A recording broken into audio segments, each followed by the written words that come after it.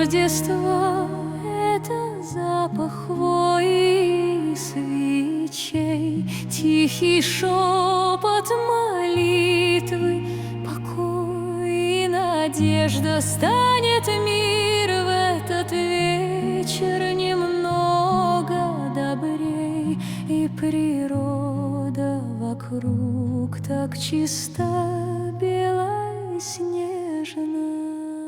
Это время душой отдохнуть от забот, подарить свою нежность тому, кто так важен. Пусть хранит вас Господь от любых невзгод,